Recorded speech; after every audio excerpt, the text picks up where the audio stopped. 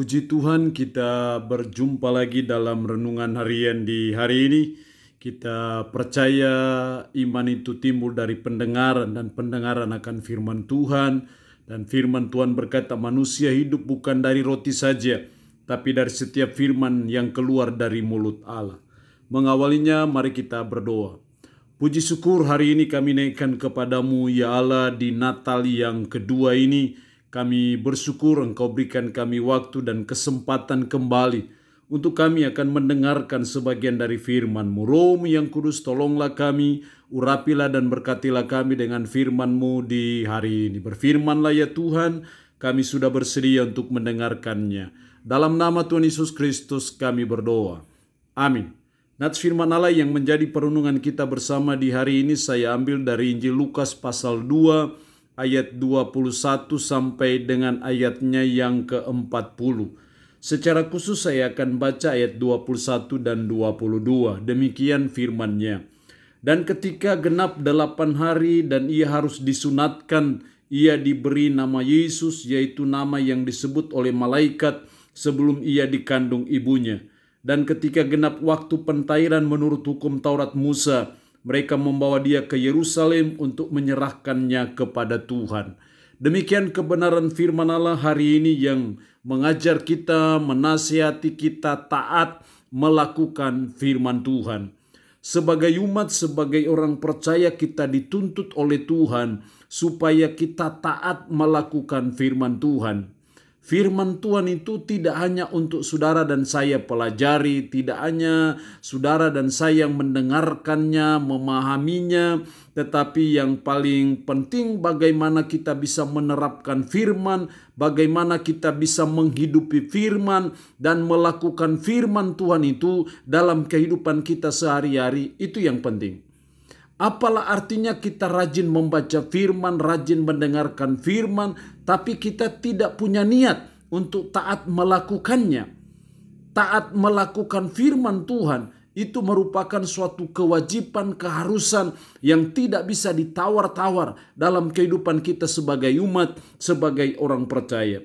Di sini kita belajar bagaimana ketaatan dari orang tua Yesus, Yusuf dan Maria. Mereka taat memberi nama Yesus kepada bayi yang baru dilahirkan. Mereka juga taat ketika mereka mengikuti Taurat Musa, di mana ketika genap waktu pentairan menurut hukum Taurat Musa, mereka membawa Yesus ke Yerusalem untuk menyerahkannya kepada Tuhan. Ini adalah bagian dari ketaatan mereka dalam melakukan firman Tuhan.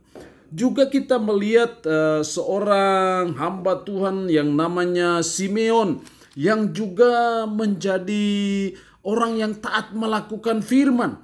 Makanya dalam ayatnya yang ke-25 adalah di Yerusalem seorang bernama Simeon. Ia seorang yang benar dan saleh yang menantikan penghiburan bagi Israel. Roh Kudus ada di atasnya. Kita juga belajar ketaatan dari seorang nabi perempuan yang namanya Hana. Dalam ayatnya yang ke-36, lagi pula di situ ada Hana, seorang nabi perempuan, anak Fanuel dari suku Asher. Ia sudah sangat lanjut umurnya, sesudah kawin ia hidup 7 tahun lamanya bersama suaminya. Dan sekarang ia janda dan berumur 84 tahun. Ia tidak pernah meninggalkan bait Allah dan siang malam beribadah dengan berpuasa dan berdoa. Di sini kita melihat 3 figur tokoh yang menjadi contoh panutan bagi saudara dan saya bagaimana ketaatan mereka melakukan firman Tuhan yang perlu saudara dan saya contohi dalam kehidupan kita sehari-hari. Lalu pertanyaannya adalah, untuk apakah kita taat melakukan firman Tuhan? Ada manfaat apakah dalam hidup saudara dan saya dalam taat melakukan firman Tuhan? Sudah barang tentu ada banyak manfaat, ada banyak tujuan dari saudara dan saya melakukan firman Tuhan dalam hidup kita sehari-hari. Tapi dalam konteks ayat ini setidaknya saya menemukan 2 tujuan maksud dari kita taat melakukan firman Tuhan.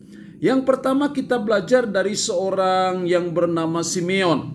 Dan dalam ayat 25 adalah di Yerusalem seorang bernama Simeon. Ia seorang yang benar dan saleh yang menantikan penghiburan bagi Israel. Ia seorang yang benar dan saleh. Di sini kita melihat bahwa tujuan yang pertama kita mentaati ataupun taat melakukan firman Tuhan dalam hidup kita sehari-hari adalah supaya kita menjadi orang yang saleh di hadapan Tuhan. Kesalehan hidup kita diwujudkan dari kita taat melakukan firman Tuhan. Karena itu ketika saudara dan saya membiasakan diri untuk mentaati firman, maka tujuannya ataupun akibatnya adalah saudara dan saya menjadi orang yang saleh di mata Tuhan, yaitu orang yang senang melakukan firman, yaitu orang yang hidupnya benar di mata Tuhan, hidup berkenan kepada Tuhan. Itulah orang yang saleh di mata Tuhan. Yang kedua, tujuannya apa untuk kita taat melakukan firman Tuhan? Dalam ayat 40, anak itu bertambah besar dan menjadi kuat, penuh hikmat dan kasih karunia Allah ada padanya. Tujuan yang kedua kita taat melakukan firman adalah supaya kita menjadi seperti Yesus. Kita hidup serupa dengan Yesus. Anak itu bertambah besar dan menjadi kuat, penuh hikmat dan kasih karunia Allah ada padanya. Secara khusus penuh hikmat. Jadi supaya kita menjadi seperti Yesus, maka kita harus taat melakukan firman Tuhan. Atau bisa dibalik, tujuan kita taat melakukan firman Tuhan adalah supaya kita menjadi seperti Yesus. Hidup seperti Yesus, dan salah satu hidup seperti Yesus adalah penuh hikmat di mata Tuhan. Jadi ketika kita taat melakukan firman, maka kita akan menjadi orang yang berhikmat seperti Yesus. Saudara dan saya hanya bisa disebut orang berhikmat kalau saudara dan saya memahami firman dan melakukannya. Tanpa melakukan firman, maka saudara dan saya tidak dikategorikan orang yang penuh hikmat. Tapi ketika saudara dan saya memahami firman Tuhan secara baik, secara benar, maka saudara dan saya memahaminya dengan baik dan saudara melakukannya, maka saudara dan saya disebut orang yang berhikmat. Saudara dan saya disebut sebagai orang yang bijaksana di mata Tuhan seperti Yesus. Nanti dalam perjalanannya bagaimana dia berbicara di bait Allah, berdiskusi dengan para imam, bagaimana mereka melihat dia penuh hikmat. Karena apa? Dia mengerti, memahami dengan baik dan benar akan kebenaran firman Allah, dan dia mentaatinya, melakukannya dalam hidupnya sehari-hari, makanya dia penuh hikmat. Jadi tujuan yang kedua kita taat melakukan firman supaya kita menjadi seperti Yesus, hidup seperti Yesus. Secara khusus kita penuh hikmat. Dan hikmat sangat penting dalam kita menjalani hidup, karena itu meminimalisir banyak pergumulan, persoalan dalam hidup kita ketika kita menjalani hidup dengan penuh hikmat di hadapan Tuhan. Allah yang punya firman ini memberkati kita dengan firman-Nya di hari ini. Amin. Mari kita berdoa. Puji syukur untuk kebenaran firman-Mu di hari ini yang mengajar kami akan taat melakukan firman Tuhan. Kami belajar dari Yusuf dan Maria bagaimana mereka taat melakukan firman. Kami belajar dari Simeon taat melakukan firman. Juga belajar dari Nabi perempuan Hana dalam ketaatan melakukan firman. Kami percaya ketika kami taat melakukan firman, supaya kami menjadi orang saleh di mata Tuhan. Dan supaya kami menjadi seperti Yesus. Hidup seperti Yesus, salah satunya hidup dengan penuh hikmat.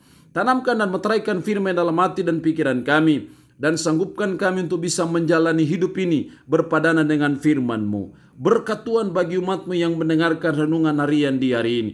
Umat-Mu yang sakit tambah berdoa dalam nama Yesus.